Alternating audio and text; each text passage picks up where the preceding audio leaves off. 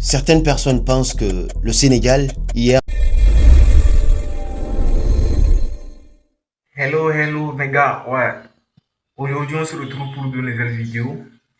Abonnez-vous, activez la cloche de notification si ce n'est pas encore fait. Ici on est sur l'actualité Ivoire, ouais, 100% Ivoire, mais en tout cas un petit peu aussi de l'extérieur, disons 90% des actualités Ivoire, mais un petit peu 10% de l'extérieur aussi, car c'est hyper important aussi de savoir ce qui se passe dans le monde. Donc, si vous aimez ce genre de délire, n'hésitez pas à prendre place, c'est gratuit.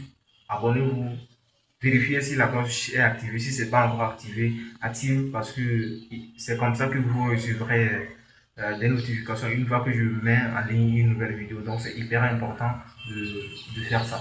Ouais. J'arrête de blablater, je vous laisse découvrir la vidéo et puis on revient juste après. Ouais, ici, on est sur Asmo Babi. Ouais. Certaines personnes pensent que le Sénégal, hier, a décidé de quitter le terrain parce que le Maroc a obtenu un penalty à la dernière minute. Pour ne pas perdre et concevoir de perdre à la dernière minute, ils ont décidé de saboter le match et de quitter le terrain. Mais ceux qui pensent ça n'ont rien compris au match d'hier. La victoire du Sénégal d'hier face au Maroc, c'était une vraie manifestation divine. Le Sénégal, tout comme le Maroc, nous ont enseigné des leçons qu'on pourra non seulement enseigner à nos enfants demain, mais aussi à nos futurs enfants. Ce match, c'était une vraie merveille. Pas que positivement, parce que ça a failli envoyer des images, mais il y a tellement de choses à apprendre de ce match qu'il faut qu'on les découvre ensemble.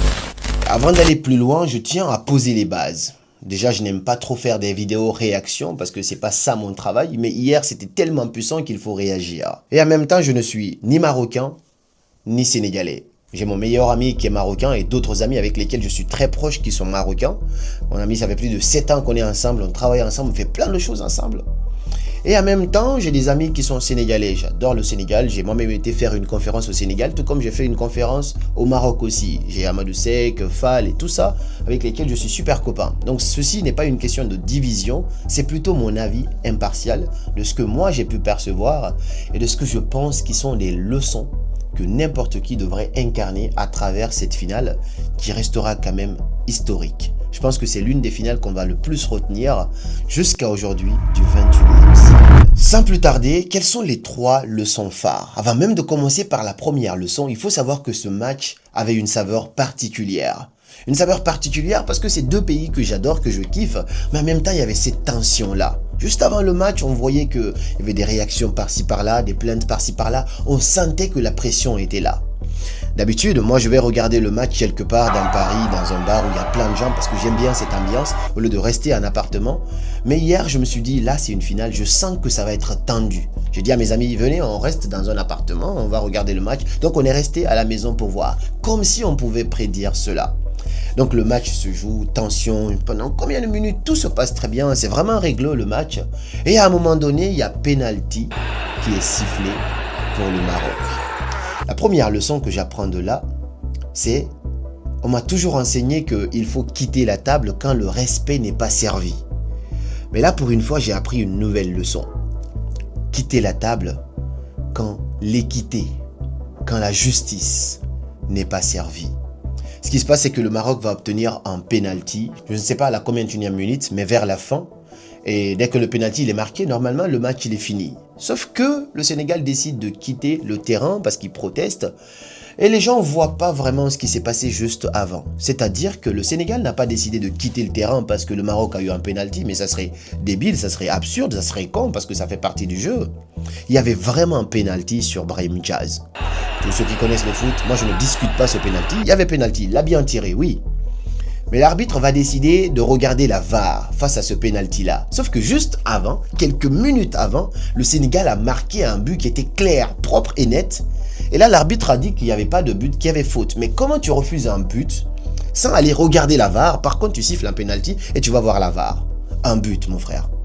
Et donc, c'est là que le Sénégal voit une sorte d'injustice, une sorte de manque d'équité, ils décident finalement de protester. Ils disent mais on ne comprend pas, peut-être qu'il y a pénalty ici, mais pourquoi nous tout à l'heure on a marqué un but? Parce que s'il y avait eu but, peut-être qu'il n'y aurait même pas eu pénalty. Parce que s'il y avait eu but, le temps de la célébration de but et d'autres tactiques qui seront mises en place, normalement il n'y aurait même pas eu pénalty. Peut-être qu'ils ont réagi d'une autre manière. Mais le but n'a pas été accordé, on a des fautes, mais on n'a pas été regardé. Le Sénégal a riposté, demandé, mais il n'y a pas eu de VAR par rapport à cela. Mais quand le Maroc a le pénalty, l'arbitre va voir la VAR finalement, là on va l'interpeller. Et c'est là qu'il y a eu scandale, c'est cette partie-là qui a décidé de tout gâcher dans le match. Là les Sénégalais décident finalement, j'ai adoré la réaction de l'entraîneur parce qu'il y en a qui commencent à dire ouais il n'aurait pas dû quitter, j'ai vu aussi d'autres interviews, il n'aurait pas dû quitter le terrain, mais non vous n'avez pas compris. Juste avant ce qui arrive, cette partie a actionné tout. Il fallait d'abord quitter la table pour envoyer un message à l'humanité, pour dire voilà un peu ce qui est en train de se passer et ça aurait changé un petit peu la donne, l'histoire du cours de ce match. Donc, pour moi, c'était une réaction, la meilleure des réactions à ce moment-là face à l'injustice. Il faut réagir. Si le Sénégal avait continué de jouer, ils auraient perdu ce match et puis ça aurait été comme ça, oui, on a volé le Sénégal et putain. Mais le fait de réagir comme ça a envoyé un message et on comprend qu'il y a des choses qui se cachent à l'intérieur de cette CAF, de FIFA et tout ce qui va avec, qu'on va commencer maintenant à remettre en question. Ça n'a pas commencé aujourd'hui, mais là, ça commence à mettre clair devant tout le monde des choses qui se passent un petit peu dans l'ombre. La meilleure des réactions, selon moi, c'était ça. Et ensuite, il y a une autre réaction qui apparaît et c'est la deuxième leçon qu'il faut apprendre de cette finale. 2. Le paradoxe de Sadio Mané. Le pénalty est sifflé, l'équipe du Sénégal, l'entraîneur, ils ont décidé de quitter le terrain. Nous, on était tous fiers sur ce coup-là parce que honnêtement, malgré que mes deux amis, j'ai des amis dans tous les deux camps, mais moi, j'ai la blessure de l'injustice. Je déteste voir quelque chose d'injuste. Je peux supporter le Barça. Quand je vois une sorte d'injustice envers le Real, je peux directement changer de club, je vais dans l'autre club parce que j'ai du mal à supporter l'injustice. Donc, le fait de décider de quitter le terrain, on était tous dans la salle, on était fiers en disant c'est de ça qu'on a besoin parce que ça envoie un message à l'histoire de l'humanité. Ça envoie un message au monde entier comme quoi, là, ils sont en train de rendre la CAN dégueulasse parce que c'est le monde qui a vu ça. Et par la suite, Sadio Mané, son cœur ne veut pas accepter ça et c'est là, je remarque, un grand leader aussi. Mais vous savez, je dis pourquoi le paradoxe. L'action de Sadio Mané devient un acte héroïque, c'est-à-dire, je vais rappeler mes amis, venez, on va jouer, on se remet comme ça et puis on va voir. Mais cette action aurait été, entre guillemets, futile, aurait même été une honte si d'abord, juste avant, il n'avait pas décidé de quitter le terrain. C'est-à-dire, imaginons le scénario. Il y a eu but pour toi, l'arbitre n'a rien dit. Et puis, il y a pénalty pour l'autre, l'arbitre va voir la VAR. Toi, tu ne décides pas de réagir face à cette injustice-là. Tu vas prendre ce pénalty et puis il va se passer quoi? Tu vas juste passer et on va t'oublier à un moment donné. Mais le fait de quitter d'abord, ça a marqué, ça a envoyé un message. Et le fait que Sadio Mané prenne ce devant finalement d'aller interpeller, et ça a absolument tout changé, de supplier ses amis, venez, on va jouer. Ça a changé le cours de l'histoire. C'était magnifique de voir cet acte de leadership et de comprendre que finalement, un leader, ce n'est pas seulement par le nombre de buts, de palmarès, non. Mais c'est par cette capacité de réfléchir au-delà de la boîte, c'est-à-dire tout le monde va là. Et à un moment donné, tu as un déclic, tu dis, ok, je pense qu'il est temps pour nous d'aller dans cette direction. Il n'y a rien de plus beau.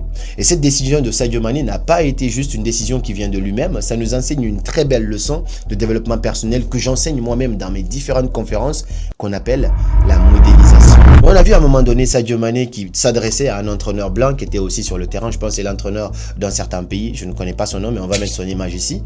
Et il discutait avec lui. Je pense qu'il lui demandait, entre guillemets, toi, tu aurais fait quoi à ma place dans cette situation-là? Donc lui, il a dit, il faut revenir sur le terrain parce que c'était quand même très risqué de quitter un terrain comme ça, de quitter le stade.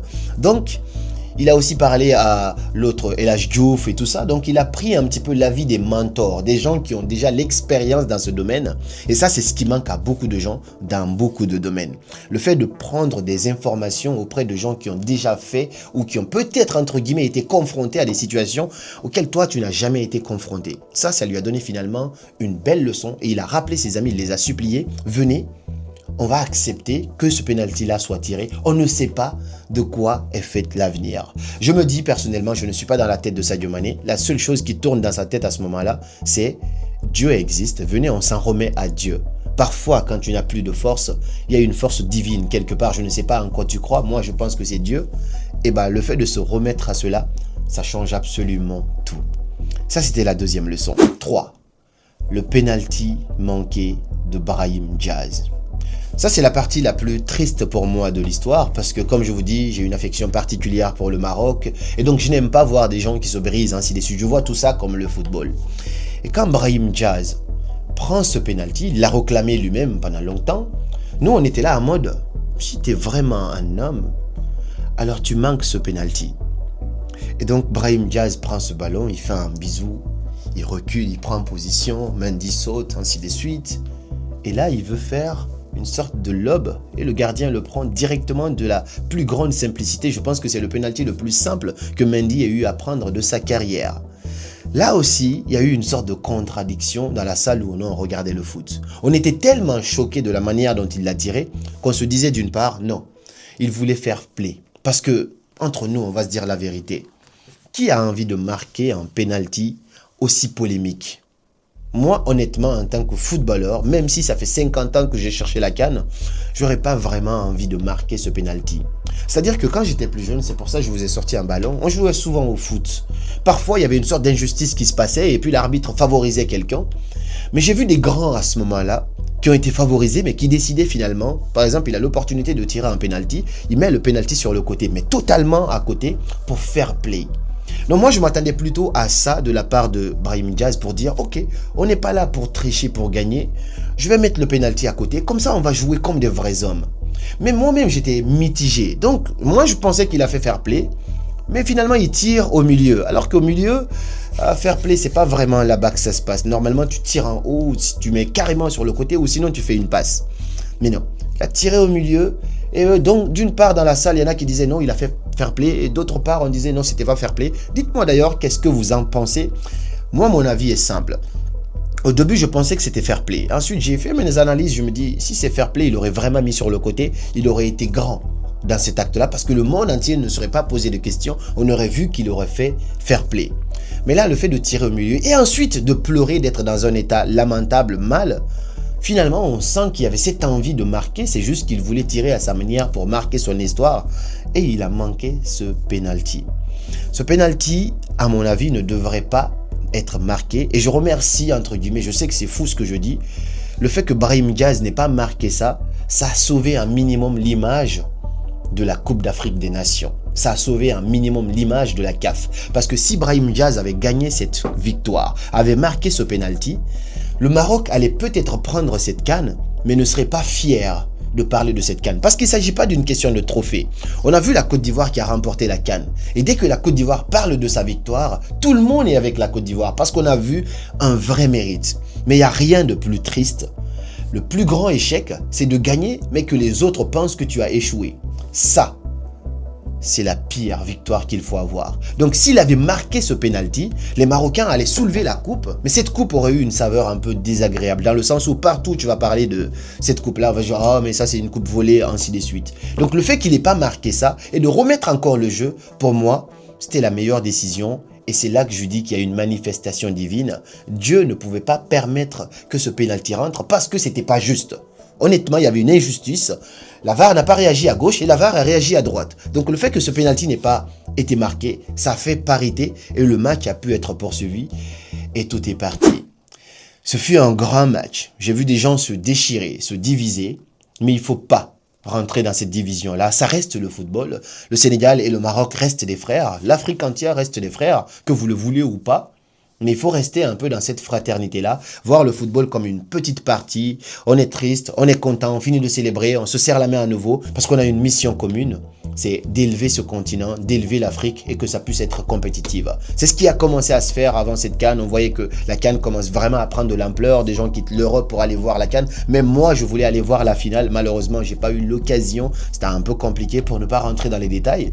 Mais il faut toujours rester dans cette fraternité-là. Le Sénégal et le Maroc restent des frères malgré ce qui s'est passé. L'un doit reconnaître ses responsabilités et l'autre aussi. Et la dernière leçon que je tire d'ici, c'est juste avant le match, j'ai fait un post sur Facebook. Allez-y voir sur ma page Facebook. Juste avant le match. Et ça n'avait pas un rapport direct avec ça. Mais je disais que la vérité, c'est comme l'eau. Peu importe comment tu essayes de la bloquer, elle finit par jaillir. Tout ce que tu fais, fais-le sur le chemin de la vérité. tout ce que tu fais. Tu veux gagner une canne, fais-le sur le chemin de la vérité. Dieu sera de ton côté. Mais si tu fais des choses à gauche et à droite juste pour essayer de faire des tactiques, malheureusement, ça ne va pas bien se passer. Ça, c'est une leçon que tout le monde devrait retenir, sans être X ou Y. Mais tout ce que tu fais, fais-le sur la vérité.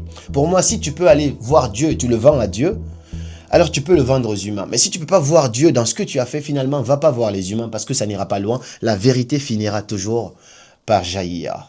Donc si je récapitule un petit peu ce match, cette vidéo, la première, c'est qu'il faut savoir quitter la table quand l'équité, la justice n'est pas servie. La deuxième, c'est le leadership. Être grand, ce n'est pas seulement par les buts, par les dribbles, par les trophées. Non, la grandeur, c'est savoir réfléchir en dehors de la boîte et savoir prendre des décisions qui vont vous mener droit vers cette grandeur-là. Et c'est ce que Sadio Mané, il a fait. Et par cette réaction-là, qui a été appuyée, entre guillemets, par la décision collective de se souder les coudes et de quitter le match parce que pour dénoncer cette injustice, tout ça, c'était magnifique à voir. Et la troisième chose, c'est de dire le fait que Brahim Diaz n'ait pas marqué ce but, c'est un honneur qu'il a fait au Maroc. C'est dingue, hein? Les Marocains vont peut-être pas aimer entendre ça, mais c'est un honneur parce que personne n'a envie de prendre une victoire et que tu peux pas célébrer ta victoire devant le monde entier. Que Dieu préserve la CAN. Je suis un fan de grands matchs. Je n'ai pas le temps de voir tous les matchs, mais je vois des grands matchs. Et cette finale, on a pris du temps, du plaisir à voir ça et que cela ne divise absolument personne.